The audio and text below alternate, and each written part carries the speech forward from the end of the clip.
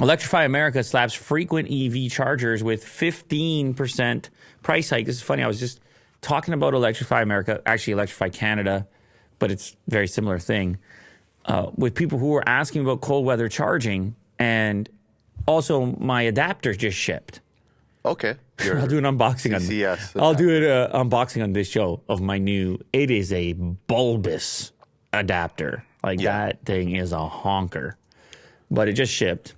And so we'll get the real world reaction to it. But of course, this will open up more charging destinations for me when the superchargers are. And then somebody actually responded to me and said, hey, dude, why don't you just go to the next supercharger? Trust me, I looked at that, and every single supercharger within like a half-hour drive was stacked up at the moment where I was having my problem. Yeah, so it was one of those days.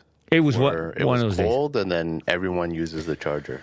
It did not matter. But anyway, I got this CCS Combo 1 adapter. There are third-party models we talked about on the show. You can get them on Amazon, but they're not that much cheaper. They're still expensive, even the third-party one. It's over like $200. Yeah, so then I was just like, well, I guess I'll just get the official one and see what kind of packaging it comes in and kind of maybe do it on the show. But that'll open up a lot more charge opportunities for me, including Electrify, which they do have some stations coming in, Electrify Canada.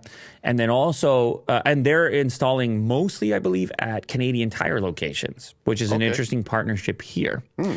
But they have a number of different ways you can charge. You can either charge per minute of charging up to a certain point. Like, it's all very complicated. Is it? And you get premium treatment if you sign up to a monthly subscription.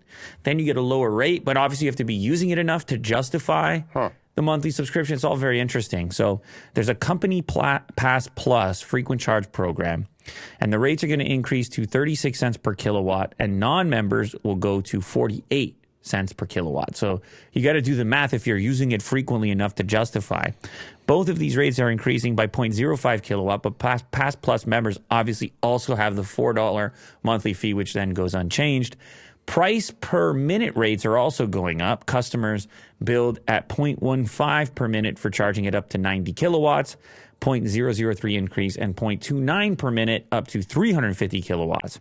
Now, what I was able to discern and discover just by looking at YouTube videos and all kinds of amazing data out there and information that people are putting together that are super in the EV space, it seems to me, and it does depend on vehicle, but that per minute charging can be very advantageous as opposed to the per kilowatt. So anyway, but I presume they're trying to balance those things out, and I presume, well, I mean, to be honest with you, the more demand, the higher the price probably might the infrastructure go. And then the other piece I just want to add is just maintenance, because there are so many different charge networks and options now. And I have accounts for ChargePoint and IV Charge and Electrify and obviously Tesla.